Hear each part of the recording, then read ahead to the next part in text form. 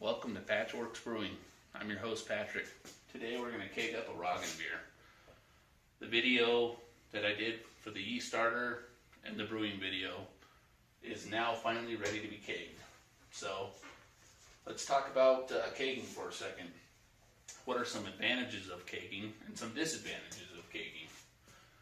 The first thing I could say for an advantage of kegging is less cleaning. Instead of cleaning 50 bottles, you clean one keg if you got a 5-gallon batch. Of course, I got a 11-gallon batch, which will be about 10 gallons when everything's said and done. I only had to clean these 2 kegs. Usually what I'll do is I'll take the keg, I'll bleed the pressure off of it,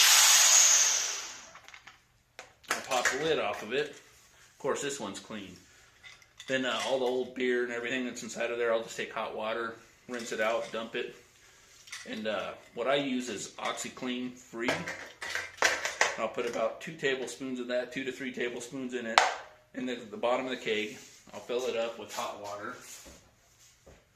And I'll let that soak for usually overnight. But I also usually clean my kegs 2 to 3 days prior to kegging the beer. And another thing I'll do is these posts here, I'll disassemble everything. I'll take a brush, scrub everything out. Make sure everything's clean, you don't have any gunk on there because you can get yeast deposits, hop deposits, just gunk from the beer. And rinse everything really well and put it back together. And I'll also use O-ring lube. Of course, it's got to be a food grade O-ring lube I buy at the brew store. And I re-lube all the O-rings, inspect them, make sure nothing's nicked, tearing apart, because these O-rings will start to wear out on these posts from connecting and disconnecting your ball lock or pin lock, whatever you use, keg connectors. So that's the huge advantage of kegging is sanitation. Another thing is carbonation. I can usually keg the beer, carbonate. I do 24 hours. You can carbonate in as little as, I've heard, 2 minutes, force carb it, or you can go as long as 5 to 7 days, 2 weeks, whatever you want to slow carb it. That's the advantage over bottling.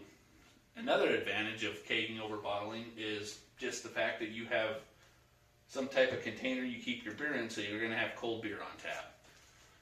Bottling, you gotta let the bottle warm up and carbonate inside the bottle. So it takes usually 2 to 3 weeks for that to happen. Like I said, you can keg the beer, carbonate it, and have it ready to go in 2 hours, an hour if you want. Or like I do, I just do it 24 hour. So that's the advantage of kegging. The disadvantage of kegging is the cost of kegging. I mean, to buy a keezer, buy kegs, buy a CO2 bottle, buy a regulator, buy hoses, everything you need, you're probably looking at about $300 to $500.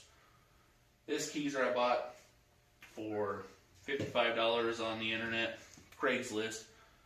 It's really ugly. I'm going to repaint it, but I brought it home, cleaned it out. It was actually an old deep freeze the guy kept his deer meat in, which is always a good thing to make sure you clean it out. I filled it up with baking soda, bleach, rinsed everything out of it, and I built this collar out of wood we had laying around the garage.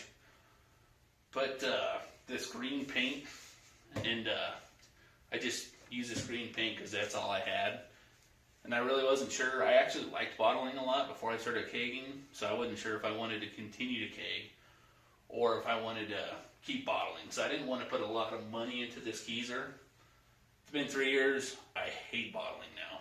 So I guess the next step will be sanitizing these kegs and getting them ready to be filled with beer. Okay, so we're going to sanitize these kegs. Just going to use Star San. Excuse my garage. It's a little messy. I apologize. Holidays are just getting over, so and it's cold outside and I'm too lazy to clean it. So anyways, I'm going to take these kegs, I'm going to sanitize them with Star San. And to do that, bleed any residual pressure off of it. Take this lid off, pull that in the Star San. Put a funnel inside of the keg here.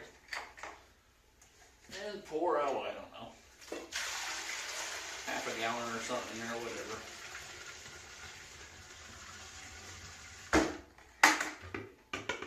Get that filled up here. Get the keg lid back out.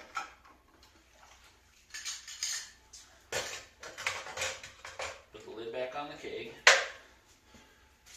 And what you'll want to do is you want to shake this keg you want to at least swirl it around for a minute just to verify you got sanitation on all surfaces of the keg.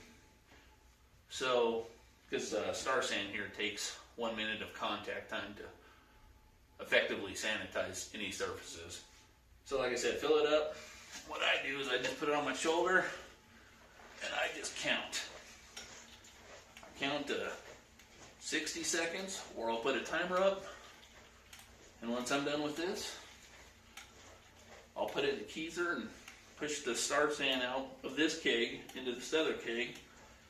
That way I do one of two things. I get the sanitizer out of it. And the second thing I'll do is I'll purge the keg of any oxygen. That way any beer that goes into this keg will be, it won't be exposed to any oxygen. Which is always a plus, because the less you can expose your beer to oxygen, the fresher your beer will stay. And it also won't stale or have like a cardboard character to it. So anyways, I'm going to get this sanitized, and we'll put it in the keezer and go from there. Okay, so we're going to push this sanitizer out of the keg. Here's the lubricant that I use on the keg post, just because it does help keep these O-rings better for a longer time. Because if you don't use that lube, it gets harder to hook up the beer lines and the gas lines, and it also just allows those O-rings to wear out. So let me untangle this. So what I'll do here is I'll hook up the gas post just like I normally would. And I have I only have 2 other kegs in here, well 3, including the one on the shelf, but I unhooked the CO2 off of those kegs. So I do have a little valve set up here. I don't know if you can see it or not, but sometimes those valves will leak by, although I haven't had a problem with this one. I just worry about it. Or I'll forget to shut one and I'll overcarb a beer that's already carved up, so I usually just disconnect all the kegs off the CO2 that are in the keezer. So what I'll do is I'm going to loosen my CO2 pressure up to about 24. And this gas line I'll put on the gas line of the gas post on the keg. I'll let that carb up for a second. And then I'll open the tap and let the sanitizer flow out into the bucket. Okay, so we got the CO2 on the keg. We're going to push out the Star San. I'm actually going to push it into this keg because I'm doing 2 of them. If not, I'd just push it back into my bottling, or not my bottling bucket, my sanitizer bucket. So I usually just make 5 gallons of sanitizer at a time. So, take the lid off of this guy. Throw it in that bucket. Of course, this tap has existing beer in the line, because I took it off of a keg that's got beer in it. So I just go ahead and, oh, something's not hooked up here. Guess it helps if I hook the gas up, or not the gas, but the beer line up. Okay, let's try it again. So I'll just push out what's remaining of the beer in the line and run it through, or run the sanitizer through there. And I just go ahead and throw it right into this keg. Smells great. I love that. So, like I said, I'm doing 1 of 2 things. On the keg that's in the keezer, I'm pushing the sanitizer out of the keg, and I'm also purging the oxygen out of the keg at the same time. Because I'm using CO2 to push the keg, or push the sanitizer out of that keg that's in the keezer, and push the sanitizer into this keg. So that CO2 is going to take up the space in that keg, so you don't have any oxygen in there. And I mean, you could back flush it, pull a little tab on the top, and run your CO2 in the beer line, which isn't a bad idea. just to even further ensure you don't have any oxygen left in that keg. But I usually just bleed it this way. Once it's done, I'll let that CO2 run for a minute. So see how we're there? So I'll take this keg, put it over here. I'll take my sanitizing bucket. I don't want to make a huge mess. I'll just let that run for a few seconds. And then this keg that's in the keezer is sanitized and ready to be filled. You can just leave that tap open until you bleed the pressure off. Or if you're like me and you get impatient, you can close it, pull the keg out, and pull a little relief off the top of the cap here. Let me show you. Most ball lock kegs have this tap on here, or not tap, excuse me, this relief on here that you can just pull up and bleed that the excess CO2 off the keg. Alright, so I'm going to sanitize this other keg and do the same process here, and we'll start filling beer after that. Okay, we're ready to fill the kegs. I usually use alcohol. I spray the nozzles with alcohol, then I rinse them with Star San. Then I pour a little bit of beer into a glass and discard it. That way I don't have any chance of the alcohol getting into my beer or into my keg. And this alcohol is just instant sanitation. Another thing is when you carry these fermenters out of wherever you ferment them at, I have a fermentation chamber. So when I carry them off out of the fermentation chamber and put them up on the keezer to allow the beer to be gravity fed into the kegs, you might want to let them sit for about 10 minutes, just so that way all the trub and everything that's on the bottom of that fermenter doesn't, it'll get stirred up. And the longer you let it sit, the better off you'll be in clarity. I mean, I usually cold crash my beers, so I'll put them in the fermentation chamber, ferment them at whatever temperature I want, then run it to about 34 degrees for 3 days. And that usually drops most of everything out of the beer, so it's that much clearer. This is a Roggenbier. This isn't supposed to be clear. You don't need to clear your beer. You can put it in the keg. You could add gelatin to the keg to clear it that way. We're going to take the alcohol, spray these valves here. I just, you don't need to use alcohol. I just prefer it. It's up to you. If you do use Star San, just let it sit on there for at least a minute. So I get my damn Star San to work here. We'll rinse the alcohol out with the Star San spray.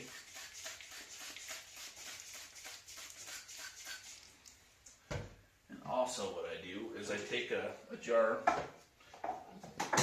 and I just go ahead and flush any residual alcohol that could be in that valve. So that's how I get it ready to be filled, or that's how I get the kegs ready to be filled up. Okay, so we're ready to fill this keg. Leave any residual pressure off of it. Take the lid, throw it in the Star San bucket. I'll take my line here that I've set in the Star San since I've started getting everything prepped and ready. Oh wait, most important step, try your beer before you fill the keg. So, put the line on the valve here. Put the valve inside the keg, make sure it doesn't touch the ground or anything. I do everything in the garage, so that's where I like to do it. I don't get in trouble out here. And I just open that valve, let it fill up. Once it gets close to the bottom, I'll tip this fermenter. That way I don't, I get as much beer out of there as I can. Don't forget to take the airlock off, because if you don't, it doesn't drain very good. So this is my Roggenbier. I think this one, let's see, original gravity was 1055, and the final gravity is 1014. So it's about 5.2%.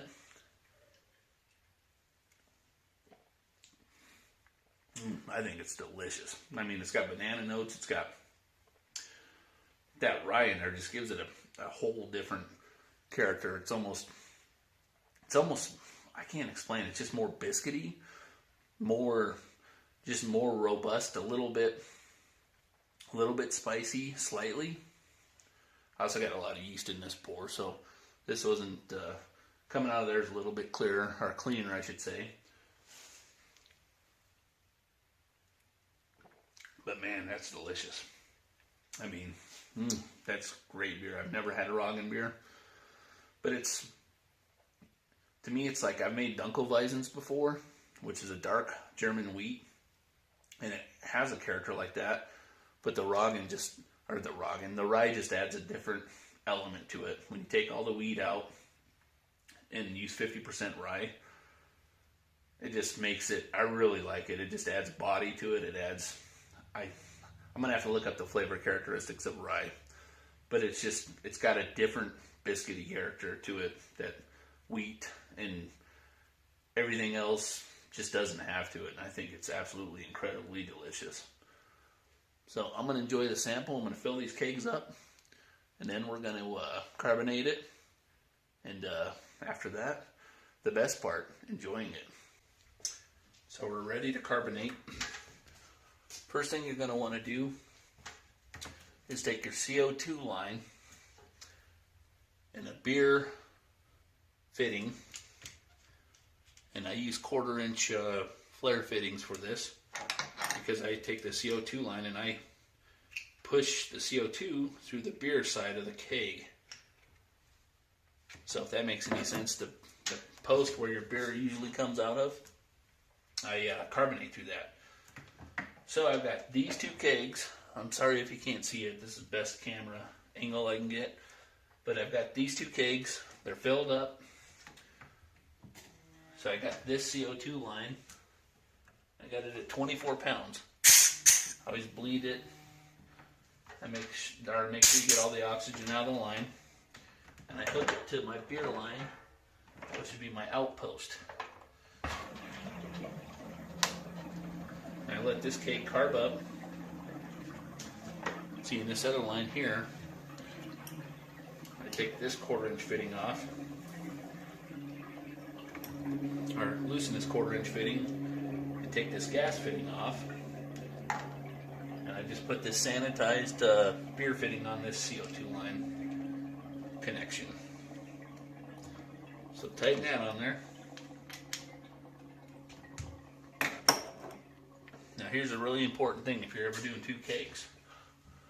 Don't just hook this up and open the valve, because what will happen is this pressure in this keg will flow through your manifold and dump into this keg. And you don't want beer and crap in your CO2 manifold. So I wait till it's finished carbon up. I do bleed the keg a few seconds, or a few times. So I'll let it settle out here.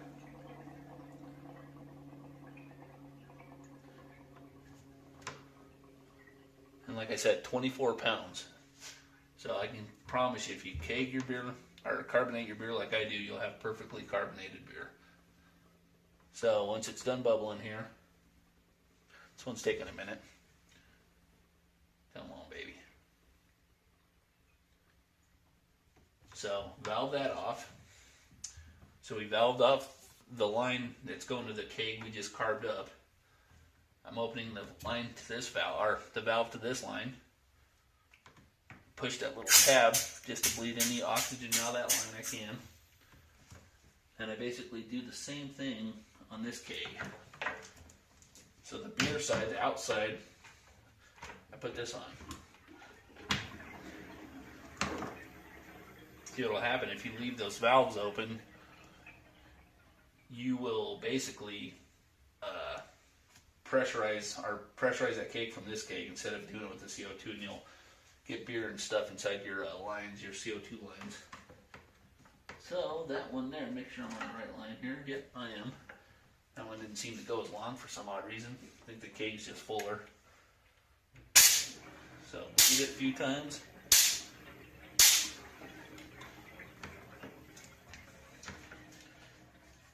So once that's carved up, or pressurized up, I open this valve again and open both valves so that CO2 bottle is pressurizing both kegs. Howdy. So, it's been about 26 hours since I've started kegging this beer. So what I'm going to do now is I'm going to take the CO2 off the kegs, bleed the kegs, and swap the lines back to beer and gas lines. That way we have everything set up the way it should be for normal serving, and we'll taste the beer and see how it's carved up. First thing I'm going to do, turn these valves off, disconnect the lines, slowly bleed off the keg pressure.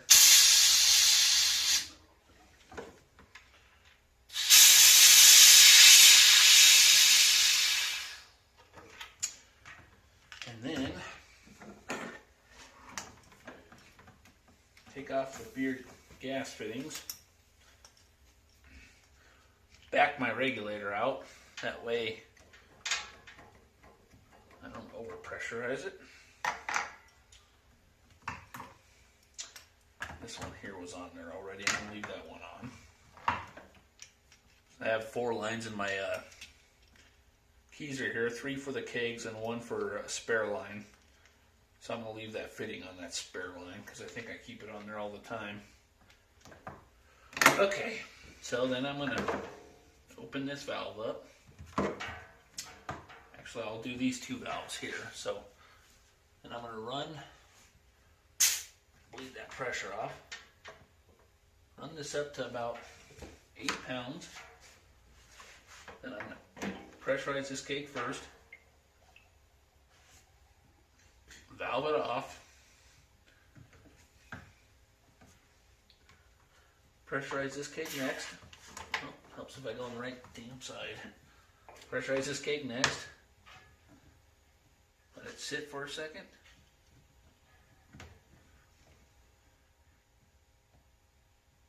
Okay, so we should be good on both. Okay, so we got pressure. Okay, so we're going to pour the beer out of the first keg that we put the beer tap on, and I'm going to use this tap here, and I've got existing beer in the line, so this line right here, I don't know if you can see it or not, but anyways, I'm going to pour out that existing beer and just pour a couple ounces, probably about 4 or 5 ounces out of the keg, just to get any yeast that could have settled on the bottom of that keg. See, there's our new beer. Yeah, a little bit more. I don't like wasting good beer. Okay. So, time for a pour. Let's see what we got. 24 hours. It's a little bit undercarb, but it's better to be a tiny bit undercarb than overcarb. Eh, maybe not. So there we go. That's a 24-hour pour. It smells beautiful.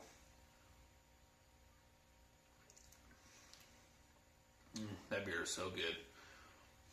I think I like it better now, Dunkelweizen. So, like I said yesterday, it's just the rye character gives it a different flavor than what the wheat does.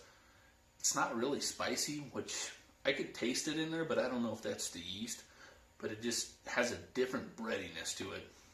If that makes any sense, it's a different maltiness than wheat would have. So this is one of the kegs. What I like to do, since I have 2 kegs, I'm going to switch the tap onto the other keg that we just carved up and check that one as well. So bear with me here. Take it off of there. Put it on the other keg. Do the same thing, just pour those first couple ounces out. Just if you get a big slug of yeast or something, although I don't care, I'll drink it. I know I made a good beer, so I'm not worried about it.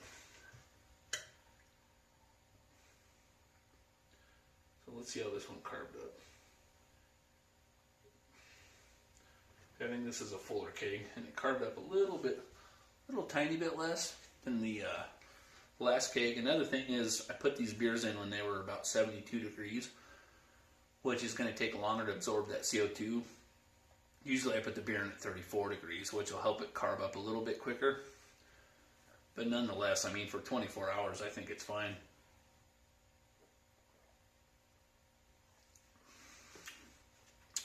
Perfect. So, there we go. 2 pours of my Roggenbier.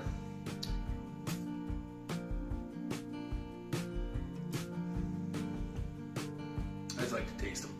There are 2 different fermenters, same grain, same water, everything. I just split it 50-50, 2 fermenters, and I pour the yeast starter in one. But sometimes I'll notice I get a little bit more bitterness out of one than the other one because I get more hop residue in the second fermenter. Oh, excuse me, it's carved up. But these taste exactly the same. Yeah, there's no difference in there. So, there we go. 24 hours of carved up really good. Let's check this one. This is a keg I think I had more in. Yeah, see, that one's a little less. But it'll carb up fully within 3 days. But this one I filled the keg to the brim. That one I had about an inch's headspace below the cap. Still, it's not bad. Plus, uncarbonated beer is easier to drink. So, usually when I get a new beer on tap, I'll have a couple glasses and just really enjoy that beer. But it's really neat to let the beer settle out, age in the keg. But I mean, this is a beautiful beer. If you want to know how to brew it, you can message me. I do have a website. It's on my Instagram page, so you can follow me at Patchworks Brewing on Instagram. There's a website down there. You can email me from that website. And I do have a video of me brewing this beer on the website. It's not a very good video because I was holding the camera and trying to talk and try to brew at the same time, and I said so 10 billion times. I can't think and brew and talk and can't record myself, and you know, it's hard to do. I underestimated how hard it is. So, anyways, cheers guys.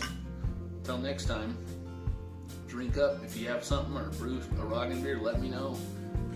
Let me know anything you want with brewing. I absolutely love making beer, and I hope I was helpful to you. If there's anything you need to know, message me, email me, anything you need. I appreciate it. Thanks.